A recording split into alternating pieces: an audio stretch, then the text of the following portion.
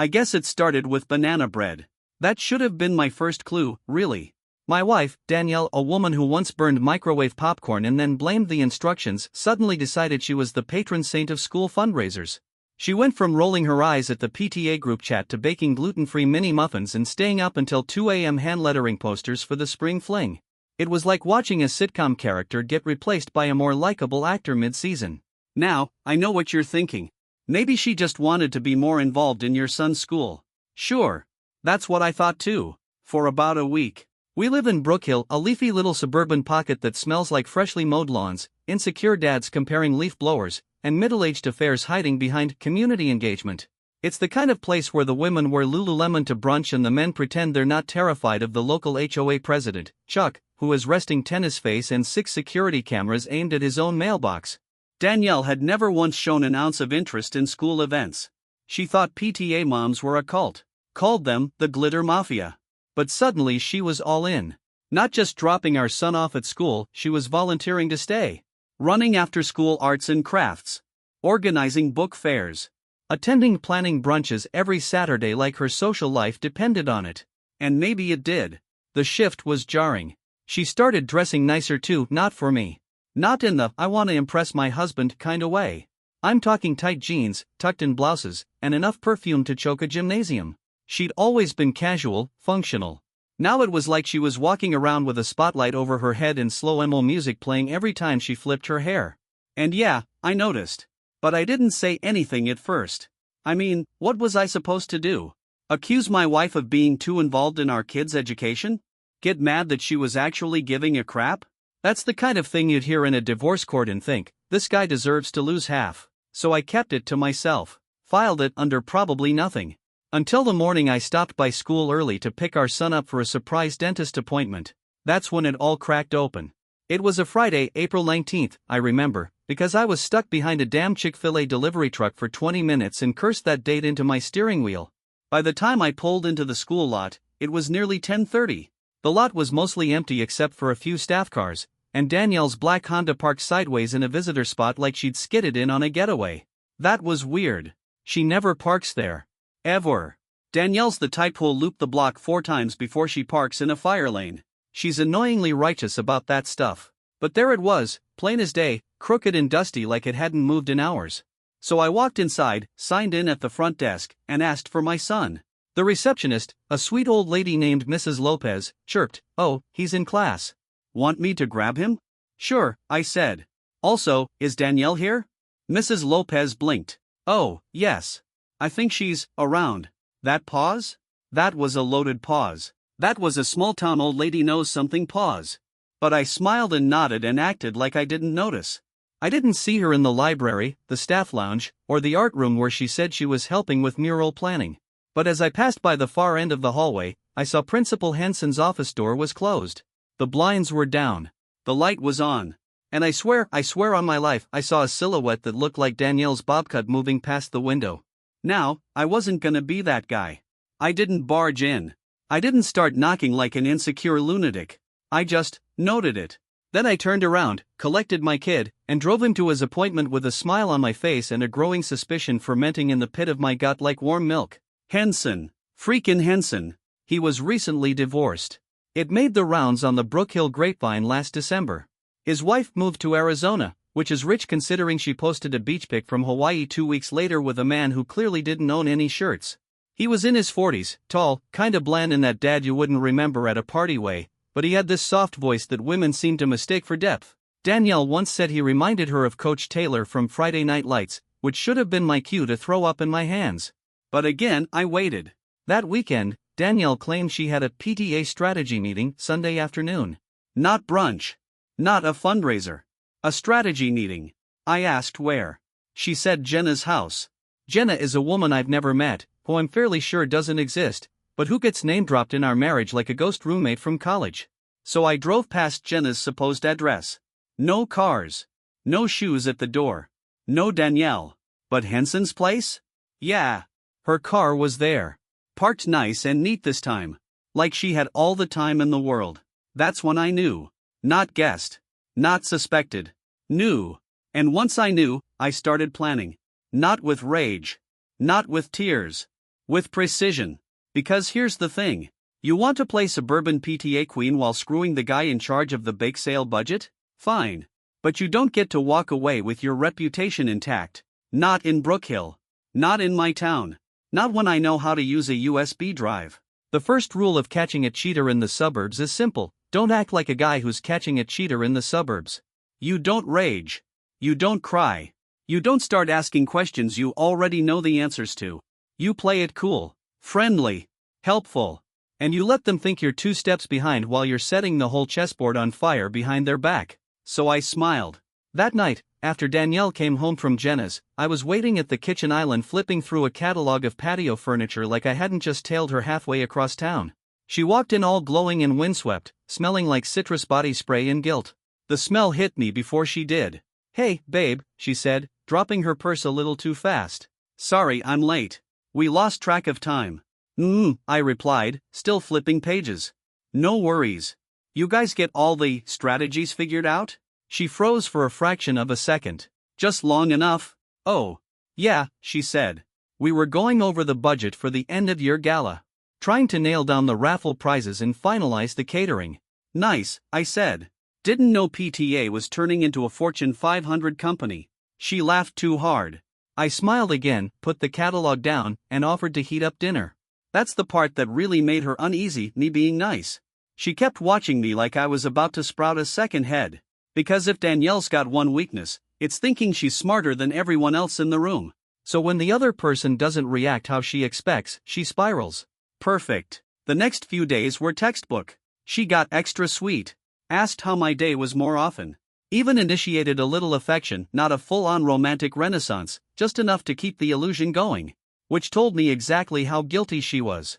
She wanted me calm. Unaware. She was papering over the cracks. That's when I started collecting receipts. Not literal ones, behavioral ones. Patterns. Habits. The things you'd never notice unless you were looking. For example, she started showering at weird times. Danielle used to be a strict nighttime shower kind of woman. But now, suddenly, she's showering before PTA events, after PTA events, at 3 p.m. on Saturdays, and once, no joke, at 11:15 on a Tuesday morning after she ran out to get dog food. I checked. We had a full bag in the pantry. Another thing, she stopped letting me fold the laundry. That might seem minor, but Danielle always used to rope me into it. We'd sit on the couch and fold while watching crime shows. But now, she'd already done it or planned to do it later. Like she didn't want me touching something. I started to get the feeling it wasn't just emotional anymore. And if that was the case, I needed more than hunches. So I called in the one guy I trust when it comes to low-key reconnaissance, my brother, Eli. Eli used to do private security before he blew out his knee and opened a bait shop. He's the kind of guy who owns 5 burner phones and keeps binoculars in his glove box, just in case. I didn't even need to finish the sentence before he said, "She's banging the principal, isn't she?" "Working theory," I said. "Need confirmation." Eli was thrilled. "Hell yes. I'm on it. What's this guy look like?" I described Henson. Eli groaned. "One of those sad khaki-wearing types who thinks calling kids sport makes him endearing?" "That's the one." He got to work. For the next 2 weeks, Eli ran quiet surveillance. Nothing too crazy, just casual tailing, watching Danielle's movements, noting the overlaps with Henson's car locations. And let me tell you, the pattern was airtight. Tuesdays and Thursdays, Danielle stayed late at school, claimed she was helping set up enrichment activities. Henson's car always there. Lights on in his office. Saturdays? She'd run errands between 9 a.m. and noon. Eli clocked her entering Henson's neighborhood twice. Once, she didn't leave for 3 hours. Came out fixing her hair and wearing different shoes. Then came the goldmine, a photo. Eli got a shot of them, Danielle and Henson, standing in his doorway, way too close, both sipping coffee. He's holding her by the wrist like they're in the middle of some soap opera scene, and she's smiling in that exact way she used to smile at me when she thought I was clever. That was the moment. The cold part of me clicked into place. No more doubt. No more hesitation. It was go time. Now, the beautiful thing about suburban social circles is how performative they are. Everyone's pretending. Pretending they're happy. Pretending they're faithful. Pretending their kid isn't the one who smuggled a lizard into the school library. So when you decide to break the illusion, it hits like a tsunami. I started small. I offered to help with the end-of-year gala. Danielle looked shocked when I volunteered. Really? You sure? Yeah, I said, shrugging. Might be fun to get more involved. Besides, you've been doing so much. I wanna support you. Support. That word hit her like a tranquilizer dart. She couldn't say no without looking suspicious. So she agreed. I joined the committee. That's when the fun started. I got access to all the planning docs, the vendor list, the budget spreadsheets. I offered to handle the tech setup, microphones, slideshow displays, donation software. Danielle seemed hesitant at first, but I played dumb. Told her I used to do AV stuff in college. Which I did. What I didn't tell her is that I now had access to the master USB playlist that would run during the gala. Oh, and I made friends with one of the catering assistants, a college kid who loved gossip and had zero loyalty to anyone. She started feeding me updates Danielle would spill during brunch planning. Like the fact that Danielle was planning to make a big PTA leadership announcement during the gala. She wanted to run for PTA president next year. Can you believe that? After cheating on her husband with the principal, she wanted to go full step toward CEO and climb the mommy power ladder. And here's the kicker, she thought I'd be standing next to her when she made the announcement. Yeah. Nah. Instead, I called in a few favors, ordered a particular flash drive with a secure boot function, and created a slideshow of my own. A clean 90-second cut of Eli's surveillance footage, nothing graphic, nothing you could call obscene, but absolutely undeniable. Just long enough to tell the story. Just short enough to make sure it finished before Danielle could pull a plug. But that's not even the best part. See, during all this prep, I was still playing the sweet husband, making her tea, asking about the fundraiser, even helped her hand stuff invitations. And she kissed me on the cheek every night like nothing was wrong. Which made it all the sweeter. Because she thought she had me fooled. Because the principal thought he'd gotten away with it. Because neither of them had the faintest idea who they were dealing with. The gala was 6 days away. I had the files. I had the setup. And I had the perfect script. I even wrote down my lines. And every time I practiced, I smiled. Because in Brookhill, reputation is everything. And when you burn that down, all that's left is the truth. Brookhill Elementary's end-of-year gala was the social Super Bowl of our community. Not because anyone actually cared, but because pretending to care was the currency of status.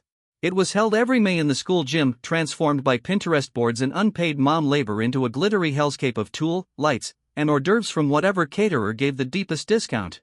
And this year, my wife Danielle was co-chairing the whole thing alongside Principal Henson, of course. Their crowning achievement? A community slideshow to be projected on a giant screen during dessert.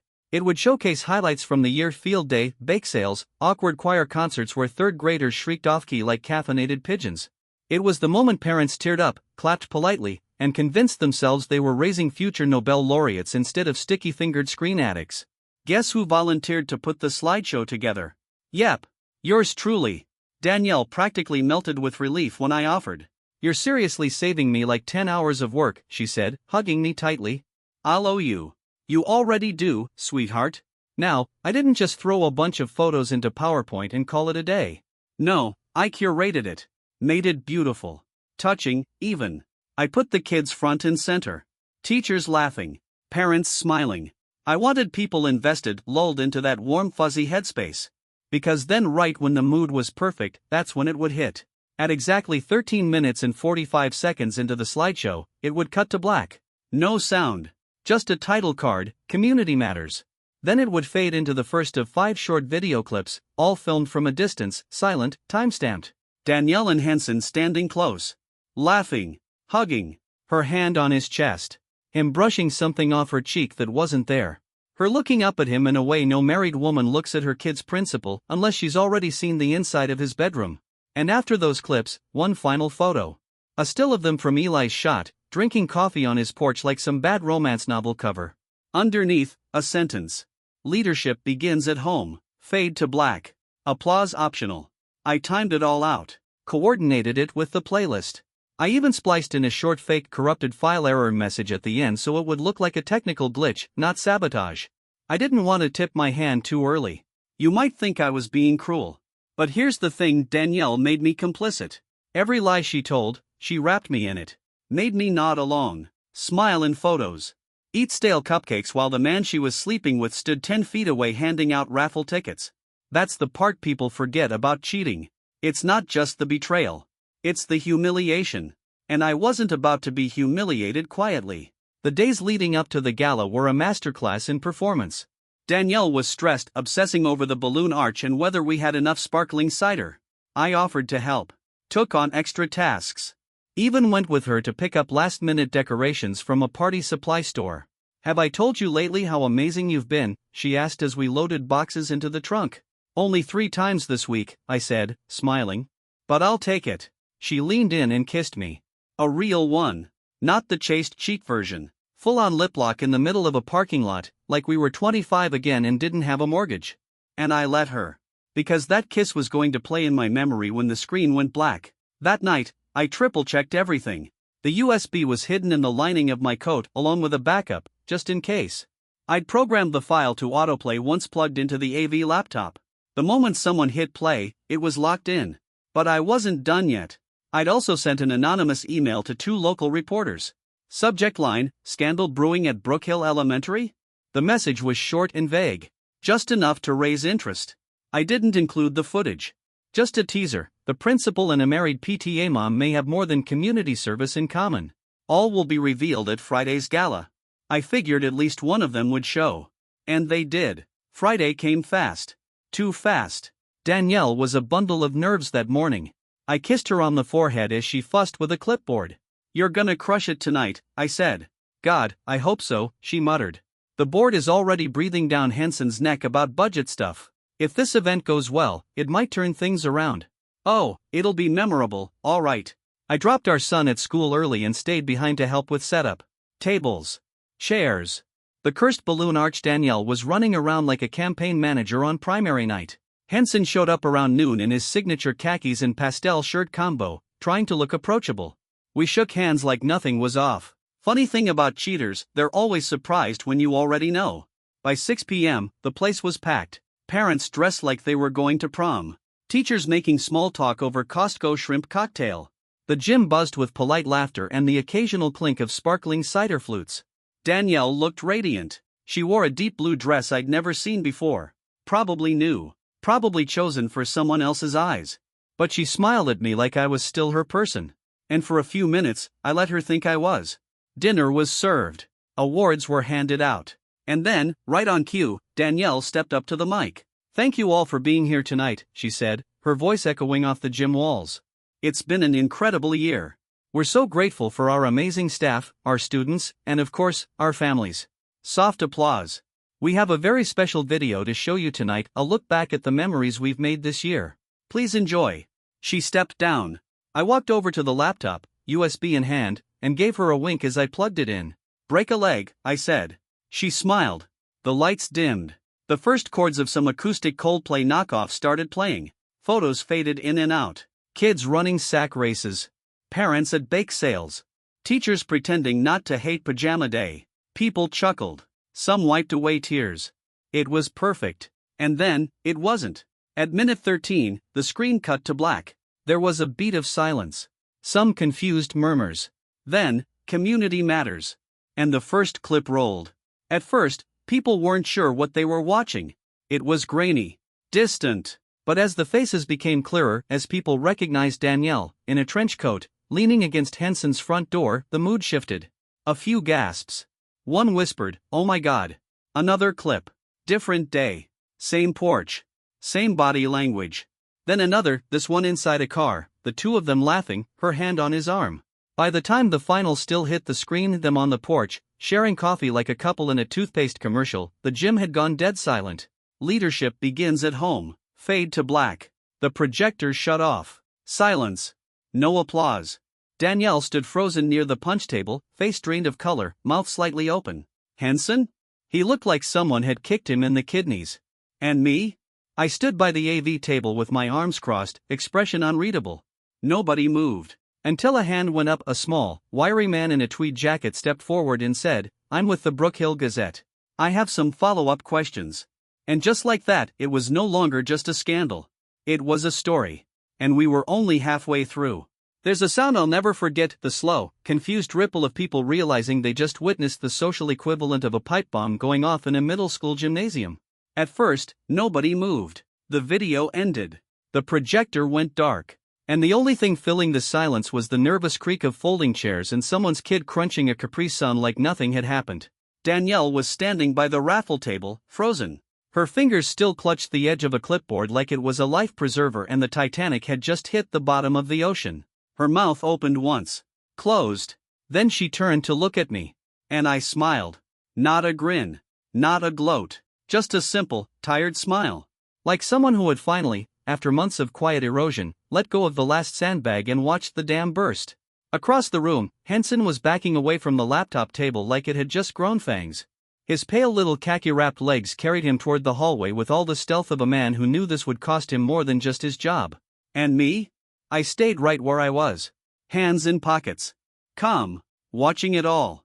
The PTA president, a sharp-edged woman named Trina who ran 3 small businesses and once screamed at a Dunkin' Donuts cashier for using whipped cream instead of froth, was the first to speak.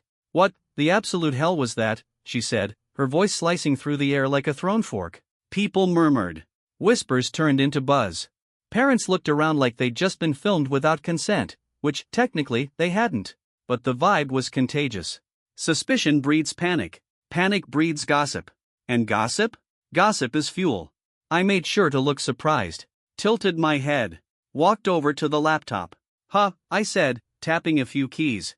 "Looks like something corrupted the end of the file." "Corrupted?" Danielle snapped, her voice suddenly alive. "Are you kidding me right now? What did you do?" I turned to her, still cool. "What are you talking about? You asked me to help with the slideshow. I just added the clips people sent in." Her face was draining by the second. "No one sent those in, Adam." I shrugged. "Then I guess you should be more careful who you let film you in public." The room went dead quiet. Boom. Henson, bless his cowardly heart, tried to slink out the side door. But Trina saw him. "Hey," she barked. "Principal Henson, I think you need to stick around for this." He froze mid-stride. Turned around slowly like a toddler caught near a broken vase. "There's been a misunderstanding." Someone in the back laughed. A dry, bitter snort. The kind of laugh that said, "You're done, buddy." "I think you and Danielle owe this community an explanation," Trina said. Danielle looked at me, eyes darting like she was scanning for exits. I could see her calculating how to spin this. She was good at spin. Always had been. Knew how to weaponize tone, twist words, turn anger into vulnerability. But this? This wasn't a private argument she could steer. This was a wildfire. And I had the matches. "I need a minute," she said, and pushed past me toward the staff hallway. People started buzzing louder now, little groups forming in corners, moms and dads whispering names, trying to connect dots. I stood at the edge of it, arms folded, letting the chaos take hold. Trina approached me. "Was that what I think it was?" "Depends," I said. "What do you think it was?" She gave me a look. "We're not idiots, Adam. This could ruin her. And him." I nodded. "They ruined themselves. I just turned the lights on." Now, to be fair, I expected fallout. Maybe a school board meeting. Some parent complaints. But what I didn't expect was the email I got the next morning. Anonymous sender. No subject line. One attachment, a PDF file labeled Personnel Background Report, Marcus Henson. Curious, I opened it. What I found made my blood go cold. Turns out Marcus Henson wasn't his real name. Well, not entirely. Henson had legally changed his name 14 years ago after moving across state lines. Why? Because before he was Principal Marcus Henson of Brookhill Elementary, he was Mark Henley, a former substitute teacher in Delaware who'd been accused, but never convicted, of inappropriate conduct with a student. The case never made it to trial. Lack of evidence. Parents didn't press. But the whispers were enough to get him quietly released from his contract. He vanished. Moved states. Rebranded. And somehow, someway, ended up in our school system with a new certification and a shiny resume. No one in Brookhill knew. Or if they did, they buried it. Until now. I stared at the file, rereading it twice. Then I sat back and let the full gravity of it settle in. I hadn't just outed an affair. I'd just triggered a full-on administrative scandal. And Danielle? She'd been sleeping with him, bringing him into our home, talking to him in front of our son. I felt sick. I forwarded the report to Trina, then to the Brookhill School Board, then to both reporters who had shown up at the gala, including the one from the Gazette, who, to her credit, had already sniffed out that something deeper was brewing. "By noon," she replied, "Holy SHT confirming with our legal team. This is huge." Asterisk. I deleted the email thread, burned the PDF onto a CD and locked it in my filing cabinet just for fun. Old habits. Later that afternoon, Danielle called. I let it go to voicemail. "Adam, please," she said, her voice shaky. "Can we just talk? It's not what you think. Please call me back. I'm begging you." "Not what I think." That's rich. I went for a walk, cleared my head, tried to remember the last time I felt anything toward her besides calculation. It had been months. Probably longer. When I got back, there were 3 new voicemails. The last one was louder. Angrier. "I know what you're doing," she snapped. "This is vindictive. You're trying to ruin my life just because you're too much of a man-child to handle the truth. Grow up, Adam." There she was. The real Danielle. And suddenly, I didn't feel sick anymore. I felt free. The next 72 hours were pure dominoes. Henson was placed on immediate administrative leave pending an internal review. Danielle was asked by the PTA board to step down for optics. Parents started pulling their kids from extracurriculars. A Change.org petition demanding Henson's firing hit 1,000 signatures in one night. And the story? Front page of the Gazette by Friday morning. Principals past and PTA affair sparked district-wide review. There was even a photo of Danielle and Henson standing side by side at a bake sale from 2 months prior, smiling like they were just pillars of the community. Underneath it, in bold text, questions of ethics, oversight, and accountability at Brookhill. It was beautiful.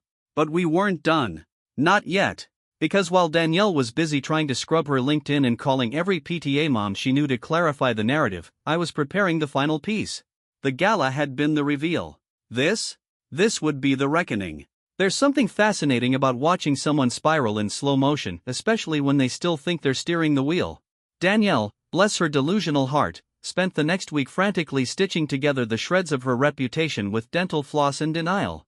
She thought if she just talked fast enough, posted enough vague quotes about growth on Instagram, and cried in the right living rooms, people would forget.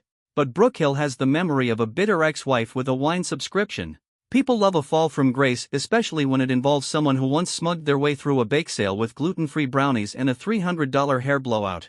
By Monday, her social circle had gone silent. She wasn't being tagged in brunch selfies anymore. The PTA group chat removed her. One mom, the kind who normally signs emails best, Susan, Master of Education, posted an open letter on Facebook titled, "What kind of example are we setting?" Danielle didn't respond. She was too busy trying to schedule a sit-down with me, which I ignored. I wasn't done yet. Not even close. Because the gala had been public humiliation. The news story had been community collapse. But the real revenge? That was personal. It had to be. Not because I was angry, I wasn't. I was surgical. I was clean.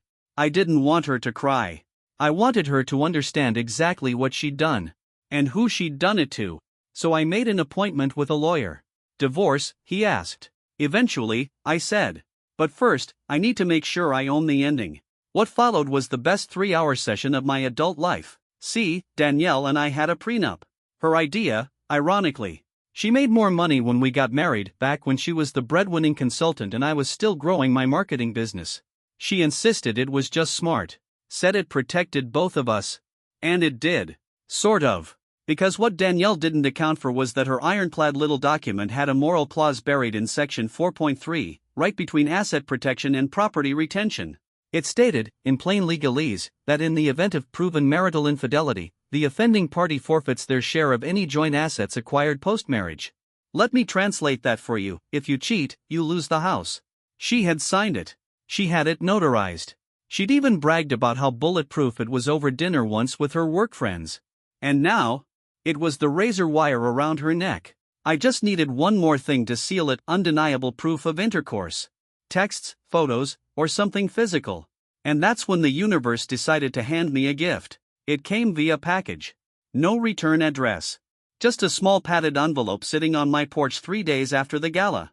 Inside was a USB drive and a folded note. One sentence. Check the footage from March 11th, around 4:40 p.m., his office. I don't know who sent it. Could have been a parent, a teacher, or even one of Henson's enemies. Principal jobs come with a lot of enemies. But what mattered wasn't the sender. It was the contents. I popped in the USB and watched the file. Security footage. Grainy but clear. Henson's office. 4:42 p.m. The door opened. Danielle entered. 10 minutes later, they weren't standing. I watched the whole thing once. Then again, slower. Not out of curiosity, I needed timestamps. I needed detail. And I needed to make sure that what I had was admissible. The lawyer confirmed it was. I submitted it. Danielle didn't find out until the papers hit her doorstep on Thursday, hand-delivered, like a pizza you didn't order but definitely deserve. She called me 30 minutes later. I answered this time. "You're divorcing me," she snapped. "Just like that?" "Not just like that," I said. "With precision. You can't just take the house, Adam. That's..." "I'm not taking anything," I interrupted.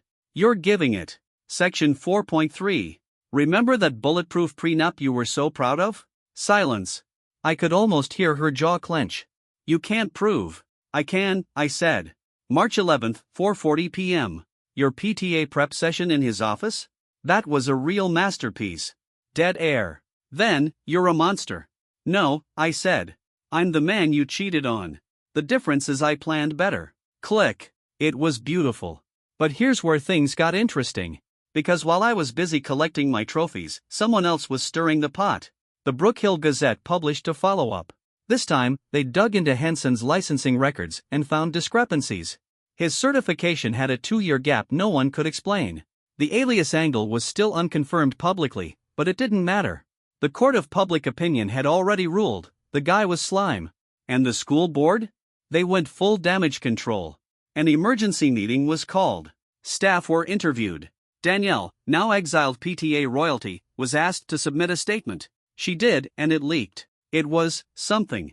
She wrote about personal growth, inappropriate boundaries, and my favorite, a consensual adult relationship that has been mischaracterized by vindictive intent. I printed that line out and taped it to my fridge like a motivational quote. But that wasn't the twist. The twist came in the form of a knock on my door Saturday morning. It was Eli. And he wasn't smiling. "You're not gonna like this," he said, handing me a manila folder. Inside were 5 photos. Henson, Danielle, and our son.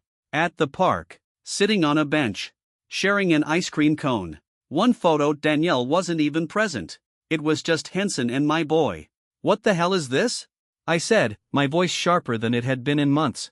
"Last weekend," Eli said. "Before the gala."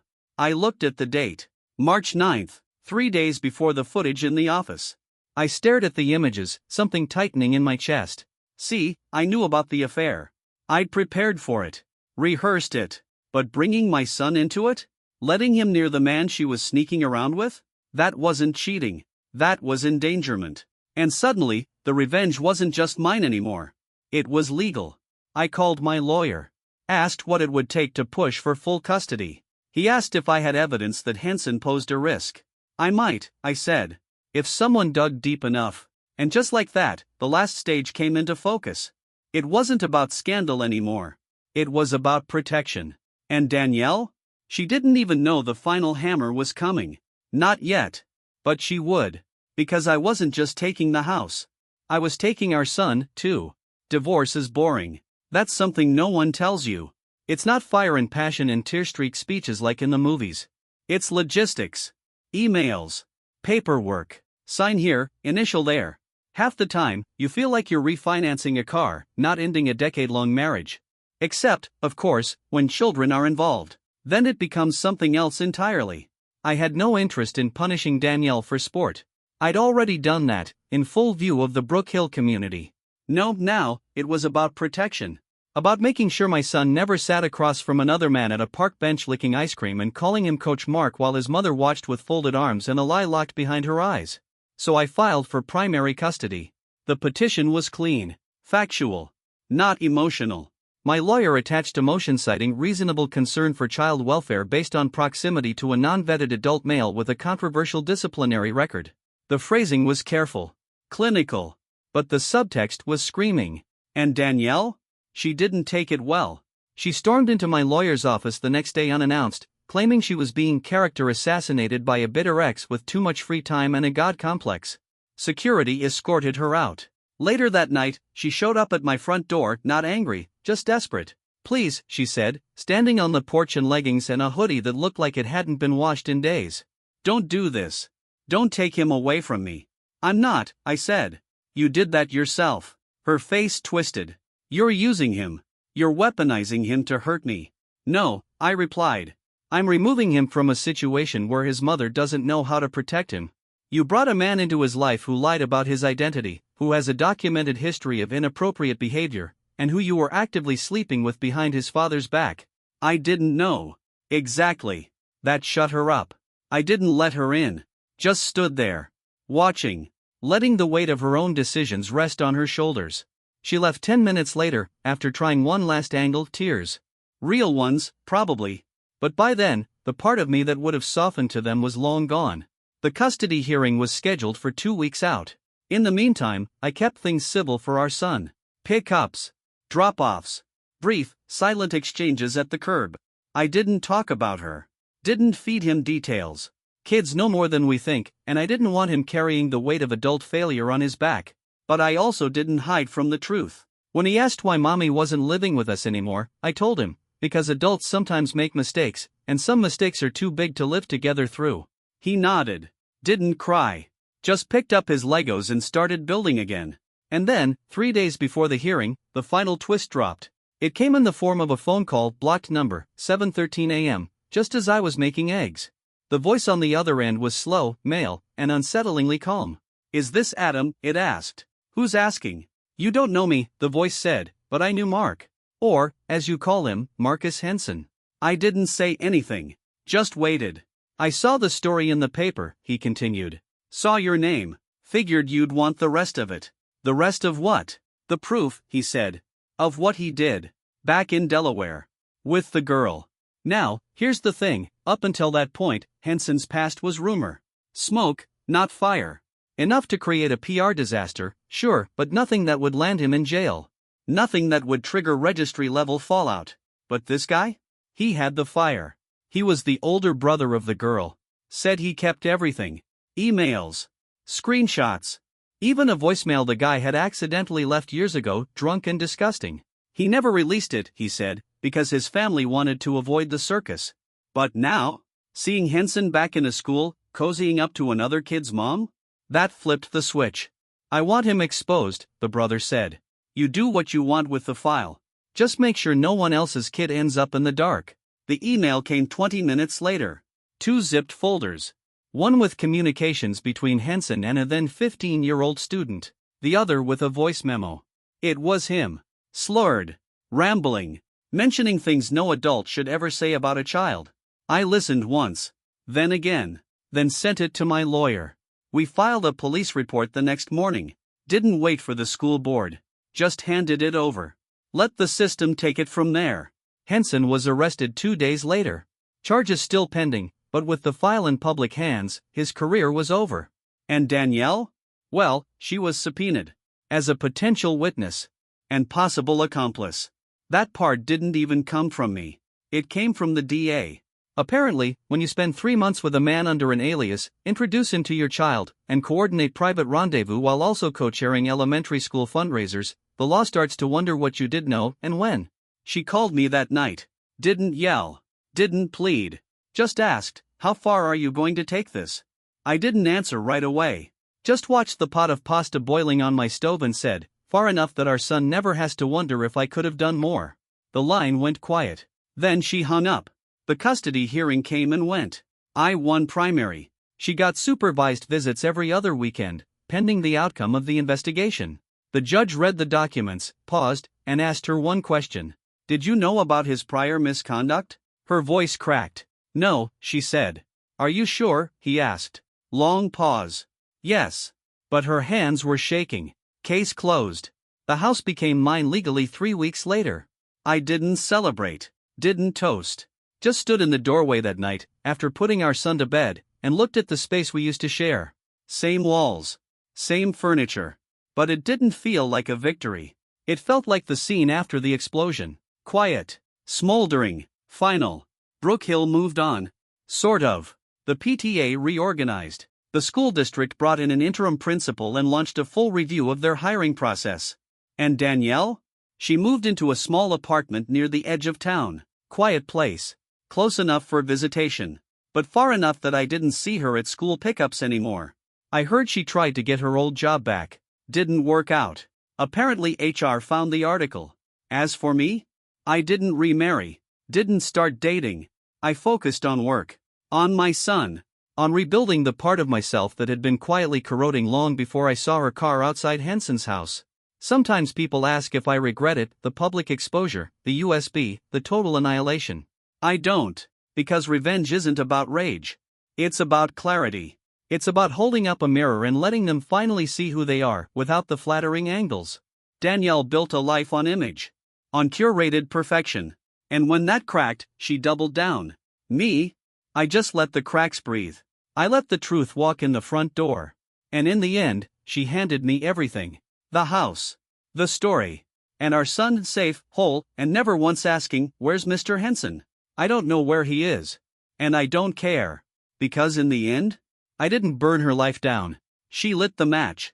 I just handed her the mirror. Subscribe to the channel